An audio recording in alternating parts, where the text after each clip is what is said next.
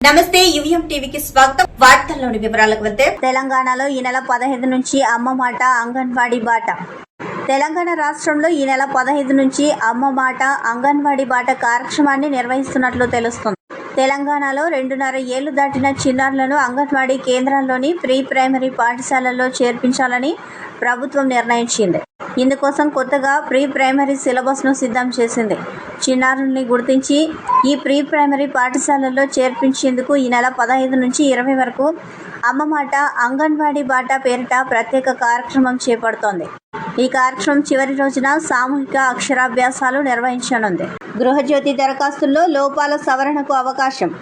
గృహజ్యోతి దరఖాస్తుల్లో లోపాల సవరణకు అవకాశం ఉందని తెలంగాణలో నెలకు 200 యూనిట్ల ఉచిత కరెంటు సరఫరా చేసే గృహజ్యోతి పథకంలో లోపాల సవరణకు దరఖాస్తులకు నమోదుకు అవకాశం కల్పిస్తున్నట్లు దక్షిణ తెలంగాణ విద్యుత్ పంపిణీ సంస్థ సిఎండి ముషర్రఫ్ ఫరూఖీ తెలిపారు. గతంలో ప్రజాపాలన కార్యక్రమంలో వినియోగదారులు అందజేసిన దరఖాస్తుల్లో విద్యుత్ కనెక్షన్ నంబర్ను తప్పుగా నమోదు చేసిన వారికి సవరణ అవకాశం కల్పించి 0 బిల్లులు జారీ చేస్తామని వివరించారు. ఘోర రోడ్డు ప్రమాదం, 3 వలస కార్మికులు అక్కడికక్కడే మృతి. తిరుపతి జిల్లా బుచ్చినాయుడు కాంగ్రిగ మండలం పార్లపల్లి సమీపంలో కార్ మరియు బైక్ ఢీకొని బైక్లో ప్రయాణిస్తున్న 3 అక్కడికక్కడే మృతి చెందిన ఘటన చోటు చేసుకుంది. సమాచారం అందుకున్న పోలీసులు ఘటనా స్థలానికి చేరుకుని మృతదేహాలను పోస్టుమార్టం నిమిత్తం శ్రీకాళహస్తి ఏరియా హాస్పిటల్కి తరలించారు. మృతి చెందిన వలస కార్మికులు ఆలతూరు సమీపంలోని ఓ పరిశ్రమలో పనిచేస్తున్నట్లు సమాచారం. కాళహస్తికి వెళ్లి తిరుగు ప్రయాణంలో వస్తూ ఉండగా ప్రమాదం చోటు చేసుకుందని సమాచారం.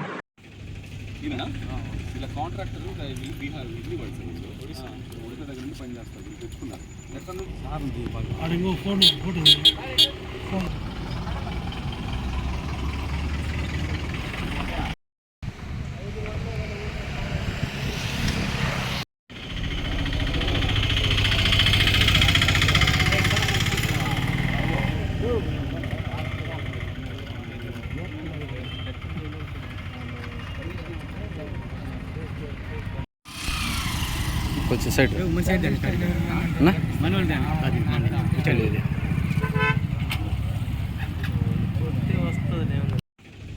ఇలా కాంట్రాక్టర్ బీహార్ ఇడ్లీ పడుతుంది ఒడిశా దగ్గర నుండి పని చేస్తారు తెచ్చుకున్నారు ఎక్కడ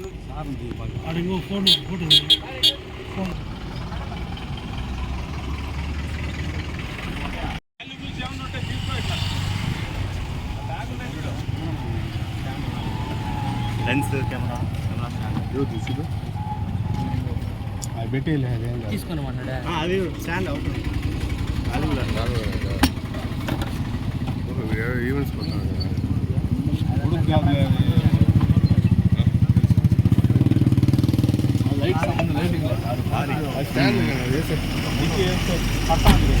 మల్కాజ్గిరి నియోజకవర్గంలోని రైల్వే క్రాసింగ్లను ఈరోజు మల్కాజ్గిరి ఎంపీ ఈటెల రాజేందర్ సందర్శించారు. నేరేడ్మెట్ వాజ్పేయి నగర్ వద్ద railway crossing, Vinayak Nagar railway crossing ని రైల్వే అధికారులతో కలిసి ఎంపీ ఈటెల రాజేందర్ సందర్శించారు. ఈ సందర్భంగా ఈటెల రాజేందర్ మాట్లాడుతూ మల్కాజ్గిరి పార్లమెంట్ నియోజకవర్గ పరిధిలోని అనేక రైల్వే క్రాసింగ్లు ఉన్నాయని, చాలా చోట్ల పనులు శాంక్షన్ అయినప్పటికీ రాష్ట్ర ప్రభుత్వం సహకారం లేకపోవడంతో పూర్తి కాలేదని ఆరోపించారు. ఈరోజు సుమారు 10 రైల్వే క్రాసింగ్ ని సందర్శించామని, ఈరోజు హైదరాబాద్ బస్సులకు ట్రాఫిక్ జామ్తో అతలాకుతలం అవుతున్నారని, త్వరలోనే ఈ రైల్వే క్రాసింగ్ సమస్యకు పరిష్కారం చూపుతామని హామీ ఇచ్చారు.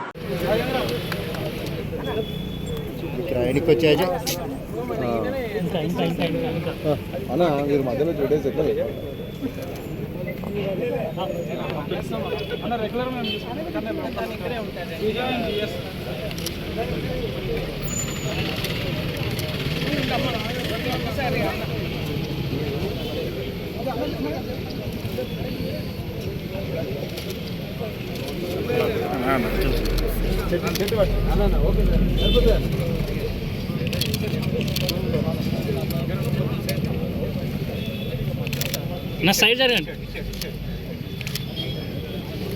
నాకు ఫోటో వస్తుంది, ఫోటో వస్తుంది అన్నీ కూడా.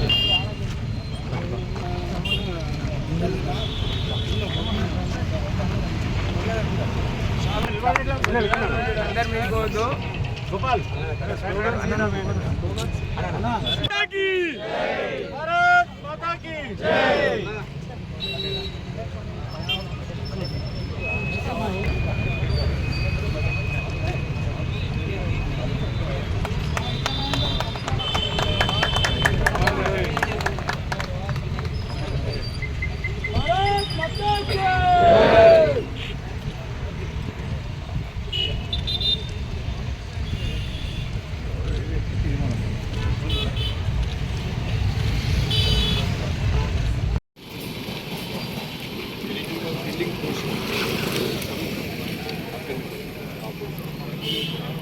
ట్రాక్ కూడా మనకి ఏంటంటే మామూలుగా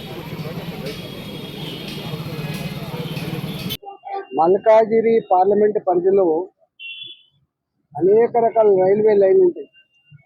ఒకటి బాంబే లైన్, ఒకటేమో local Sanathnagar to Moula Ali line, ఒకటేమో మీకు కాచిగూడ నుంచి వెళ్ళి నిజామాబాద్ పోయే లైన్. అనేక లైన్లతో జిగ్జాగ్గా ఉంటాయి. ఇక్కడ ఆర్ఓబీలు కావాలని, ఆర్యూబీలు కావాలని ఎన్నో సంవత్సరాలుగా అక్కడి ప్రజానికం అంతా కూడా దరఖాస్తు పెట్టారు.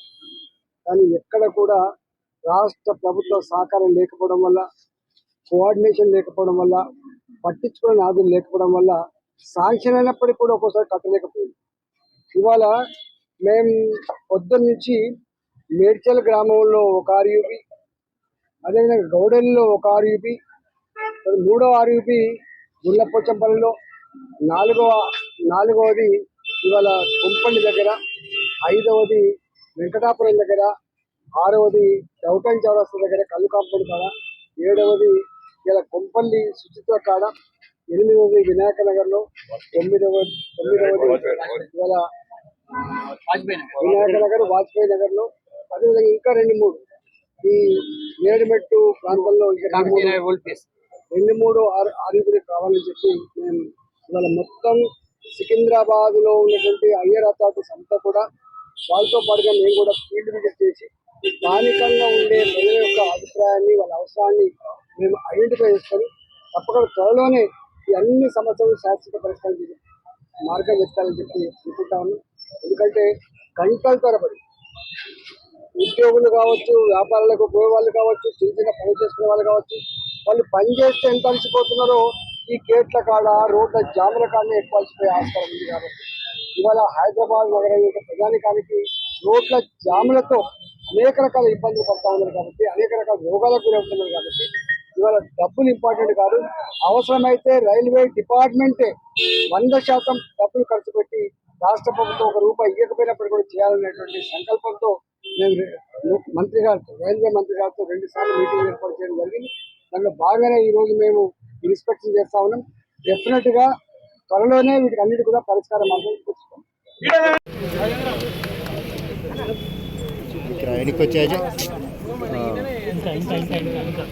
అన్నా మీరు మధ్యలో చూడేసి ఎట్లా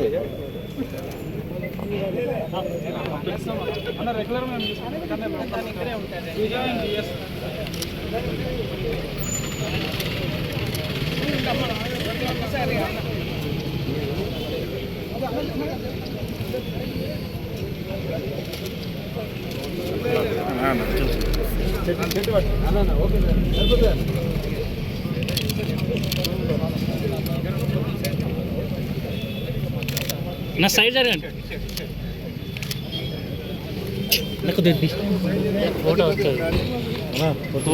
కర్నూలు రేంజ్ డీఐజీగా కోయ ప్రవీణ్ను నియమిస్తూ రాష్ట్ర ప్రభుత్వం ప్రధాన కార్యదర్శి నీరబ్ కుమార్ ప్రసాద్ ఉత్తర్వులు జారీ చేశారు. ప్రస్తుత డీఐజీగా ఉన్న సిహెచ్ విజయరావును తదుపరి ఆదేశాలు వచ్చేంత వరకు విజయవాడలోని డైరెక్టర్ జనరల్ ఆఫ్ పోలీస్ కార్యాలయంలో రిపోర్ట్ చేయవలసిందిగా ఉత్తర్వులో ఆయన పేర్కొన్నారు. తిరుమల కొండపైన జపాలి తీర్థంలో భక్తులు దర్శనార్థమై వెళుతున్న సమయంలో గుడి ముందు ఉన్న పెద్ద వృక్షం వాటి కొమ్మ విరిగి ఒక మనిషి పైన పడి వెన్నెముక బాగా దెబ్బ తగిలింది.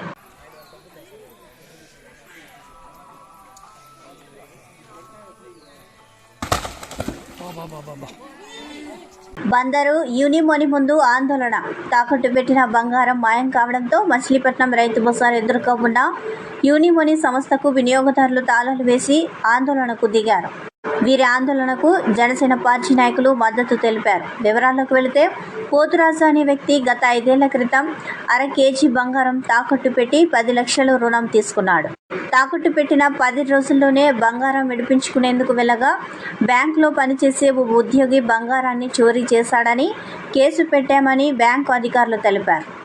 5 ఏళ్లు అవుతున్నా తన బంగారం ఇవ్వకపోవడంతో ఆగ్రహానికి గురైన పోతురాజు జనసేన నేతలతో కలిసి బ్యాంకు వద్ద ఆందోళనకు దిగారు.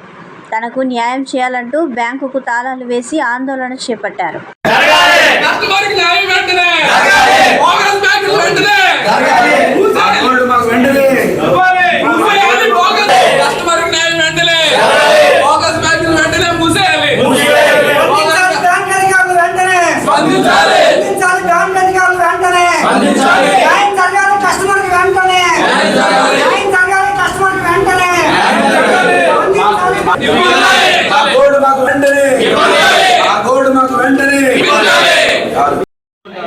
కస్టమర్ ఏమో ఇబ్బంది పడాలి, రోగాలు వచ్చి మీరేమో ఇక్కడికి మెయిల్ పంపిస్తారు. ఆయన మీ కాల్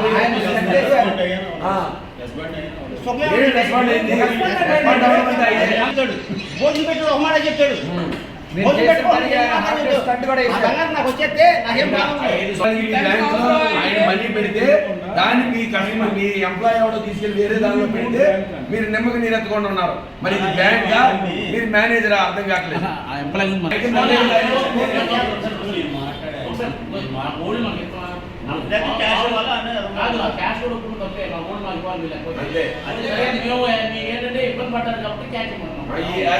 ఈ రోజు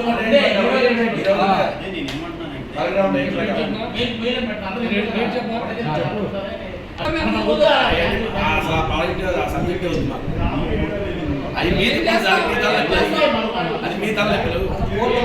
మీరు రికవరీ ఏజెంట్ పంపించి మీరు ఏం చేసుకుంటారు మాకెందుకండి? అదే మీ దగ్గర లోన్ తీసుకుని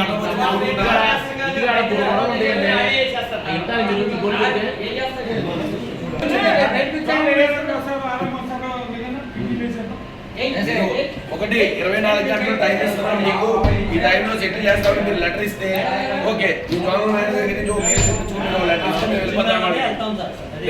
రేపు ఈ టైం వరకు టైం ఇస్తాం. నేను ఇవ్వలేను అంటారా? మీరు వచ్చేయండి, మీడియా వాళ్ళ సమక్షంలో దానికి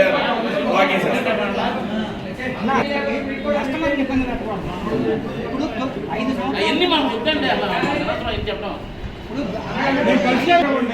ఆన్లైన్ చేసి లెటర్ ఇవ్వండి, 10 రోజులు పెడతారో 4 రోజులు పెడతారో దానిలో ఇవ్వండి. వాళ్ళ రేట్ ఎంత ఉందండి కట్టండి, కట్టేసేయండి.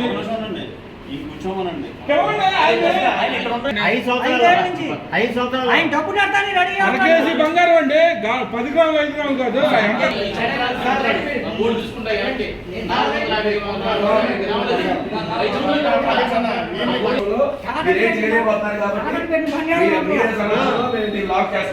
ఐదేళ్ళ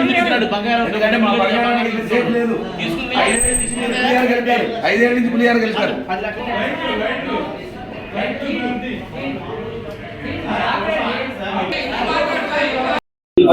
నా పేరు పోతురాజు అండి. నేను యూనిమనీ అనే బ్యాంకులో 1/2 కిలో గోల్డ్ పెట్టానండి. 1/2 కేజీ గోల్డ్ పెట్టి దాని నిమిత్తం 10 లక్షలు తీసుకున్నాను. నేను 10 లక్షలు తీసుకుంటే దాంట్లో వర్క్ చేసి అతను దాంట్లో దొంగతనం చేశాడంట.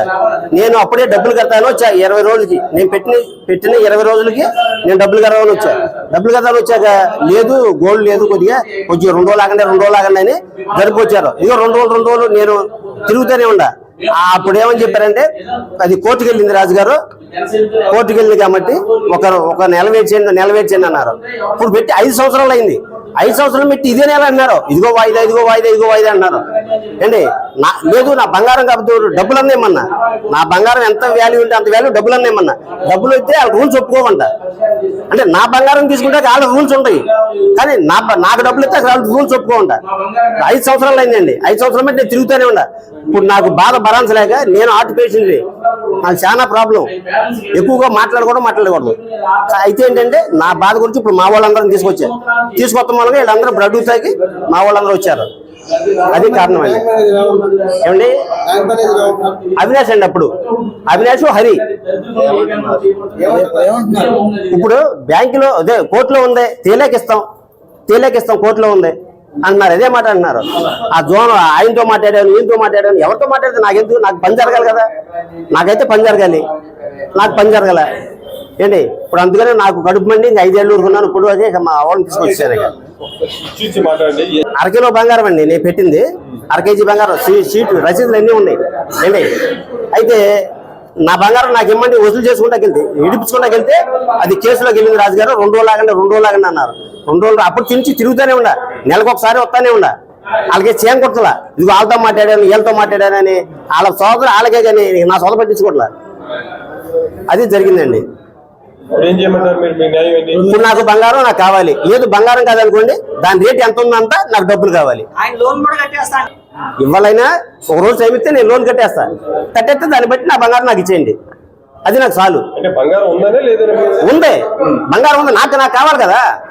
బంగారం ఉందండి, నా బంగారం నాకు ఇవ్వాలి కదా, నా బంగారం నాకు ఇవ్వాలి, అదే నాకు కావాలి. వీళ్ళు వేరే దగ్గర పెట్టారు, మనపురంలో పెట్టారు. ఇక్కడి నుంచి తీసుకెళ్లి మనపురంలో పెట్టారు. దీంట్లో వృత్తి చేతనం. కర్నూలు నందు ఘనంగా ప్రారంభమైన సత్య షోరూం 2వ బ్రాంచ్.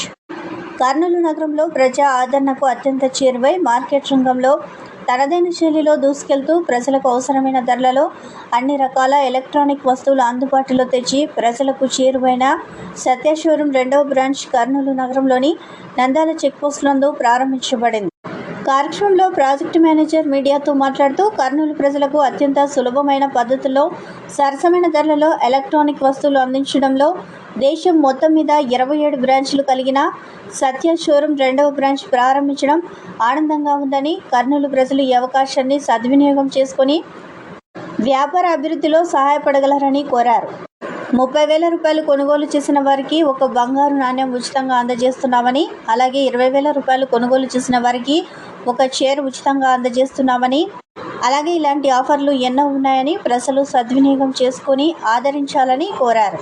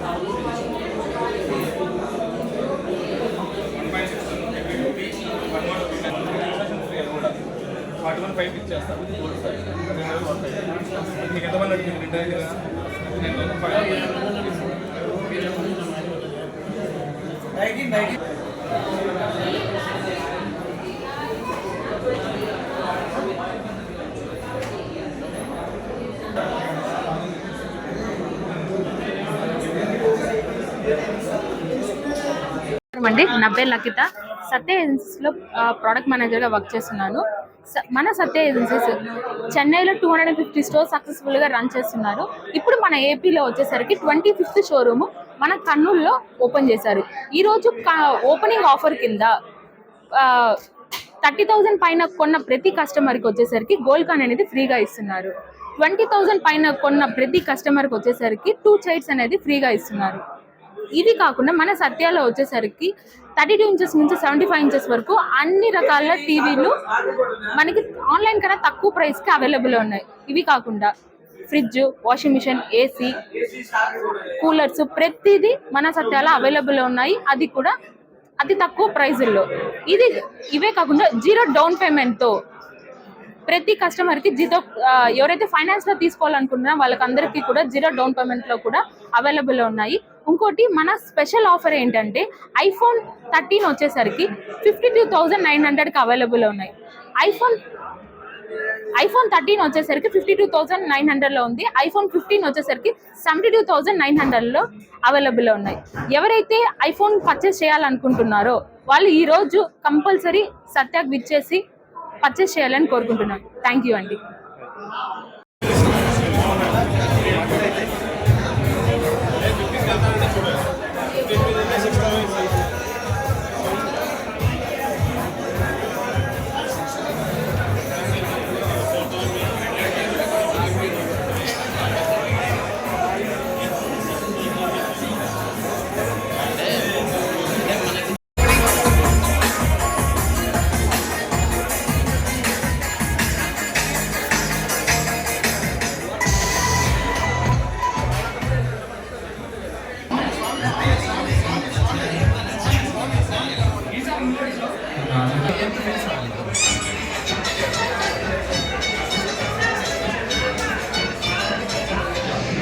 మావోయిస్టు ప్రభావిత ప్రాంతాల్లో నివసించే ఆదివాసీ ప్రజల సంక్షేమమే జిల్లా పోలీస్ ప్రధాన లక్ష్యం. జిల్లా ఎస్పీ రోహిత్ రాజు ఐపీఎస్ చెన్నాపురం, ఎర్రంపాడు, బత్తెనపల్లె, బట్టిగూడెం గ్రామాల ఆదివాసీ ప్రజలకు పోలీసుల ఆధ్వర్యంలో ఏర్పాటు చేసిన ఉచిత మెగా వైద్య శిబిరాన్ని ప్రారంభించిన జిల్లా ఎస్పీ చర్ల మండలంలోని మావోయిస్టు ప్రభావిత గ్రామాలైన చెన్నాపురం, ఎర్రంపాడు, బత్తెనపల్లె, బట్టిగూడెంలోని ఆదివాసీ ప్రజలకు చర్ల పోలీసుల ఆధ్వర్యంలో ఈరోజు ఉచిత మెగా వైద్య శిబిరాన్ని ఏర్పాటు చేయడం జరిగింది. ఎర్రంపాడు, బత్తెనపల్లి, బట్టిగూడెం గ్రామస్తులకు ప్రత్యేకంగా వాహనాలను ఏర్పాటు చేసి వారిని చెన్నాపురం గ్రామానికి తరలించడం జరిగింది. చెన్నాపురం గ్రామంలో ఏర్పాటు చేసిన ఈ వైద్య శిబిరాన్ని జిల్లా ఎస్పీ రోహిత్ రాజు ఐపీఎస్ ప్రారంభించారు. సుమారుగా 150 కుటుంబాలకు నిపుణులైన వైద్యులచే వైద్య చికిత్సలు నిర్వహించి మందులు పంపిణీ చేశారు. అనంతరం అక్కడ ఉన్న చిన్నపిల్లలకు దుస్తులు, బిస్కెట్ ప్యాకెట్లు, బ్రెడ్ ప్యాకెట్లు పంచడం జరిగింది. ఈ సందర్భంగా ఎస్పీ మాట్లాడుతూ జిల్లాలోని ఏజెన్సీ ప్రాంతాల్లో నివసించే ఆదివాసీ ప్రజల సంక్షేమం కోసం జిల్లా పోలీస్ శాఖ తరఫున ఎల్లప్పుడూ కృషి చేస్తున్నామని తెలిపారు.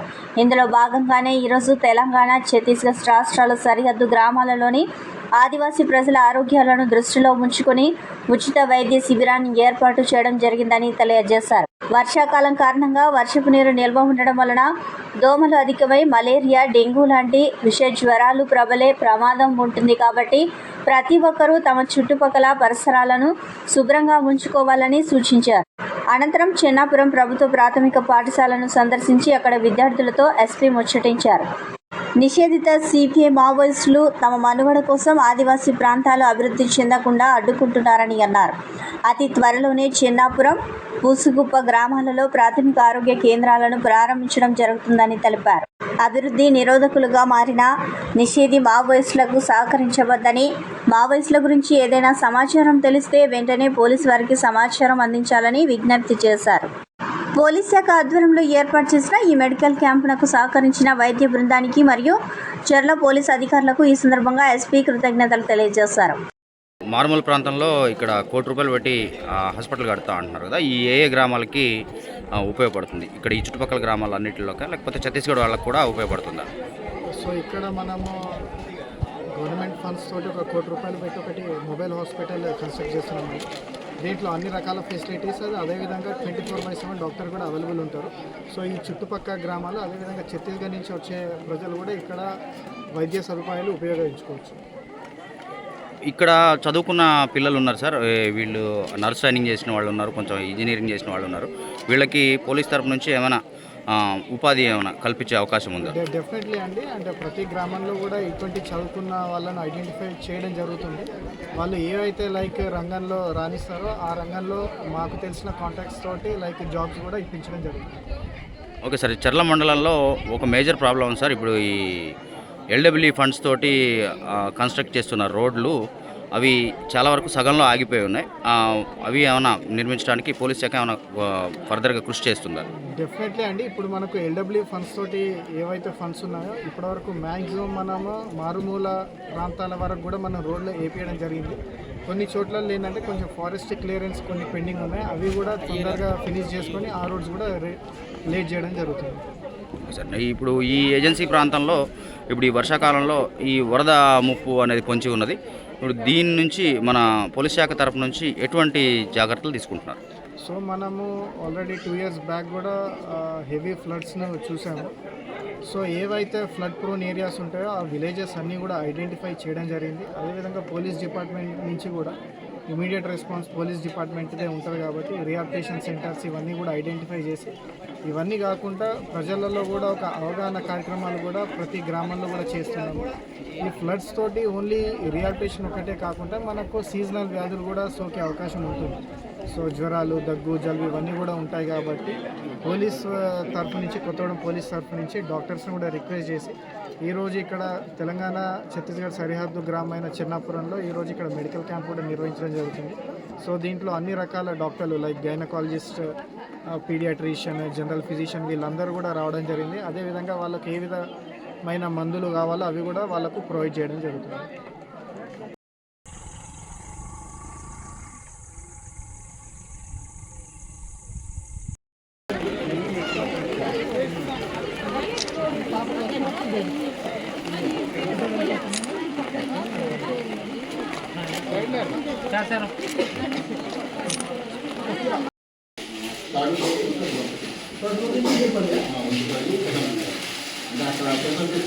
రెగ్యులర్ వస్తారా? ఫుడ్ పెడతారా? విటమిన్స్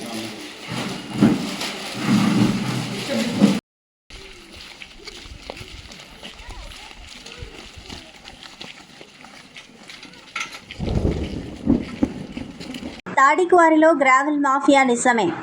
తాడి గ్రామంలోని క్వారీ సర్వే నెంబర్ 116లో కూటమి నాయకుడు సూరిబాబు అనే వ్యక్తి ప్రభుత్వం లీజుకు అప్పగించిన క్వారీ పర్మిషన్ను దుర్వినియోగం చేస్తూ అక్రమ తవ్వకాలను కొనసాగిస్తున్నాడని ఎంఎస్ఎంఈ మాజీ డైరెక్టర్ నదియా ఆరోపించారు. ఇటీవలే మైన్స్ డిపార్ట్మెంట్ వారు ఇచ్చిన క్వారీని పరిశీలించగా అక్రమ తవ్వకాలు జరుగుతున్నాయని, అతనికి ఇచ్చిన లీజులో కాకుండా అధిక మెటీరియల్ తవ్వడం వల్ల సోకాజ్ నోటీస్ ఇవ్వడం జరిగిందని పేర్కొన్నారు.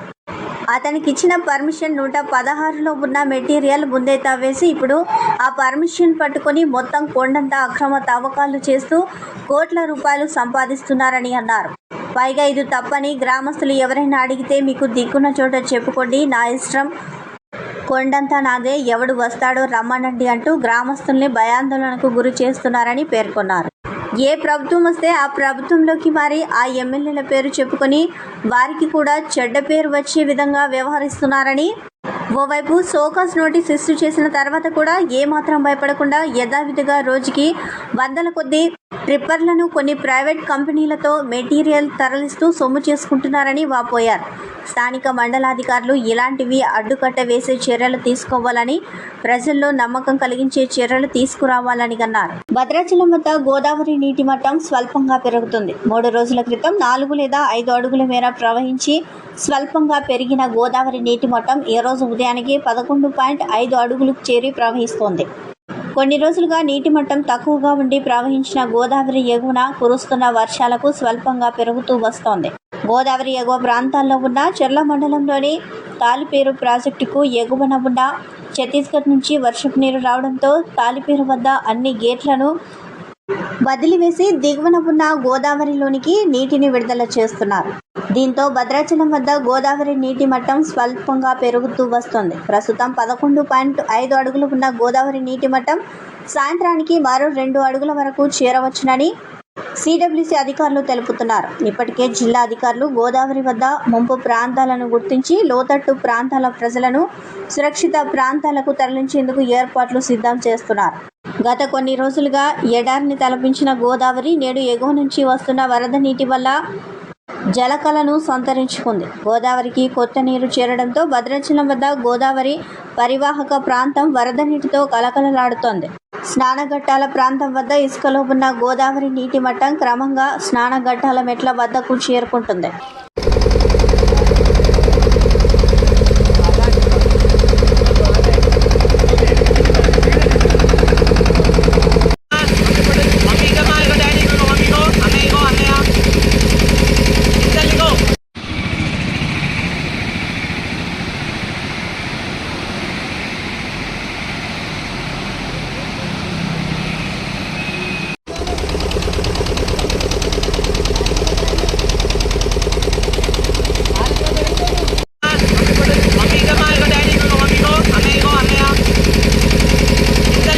వార్తలు ఇంతటితో సమాప్తం. నమస్కారం.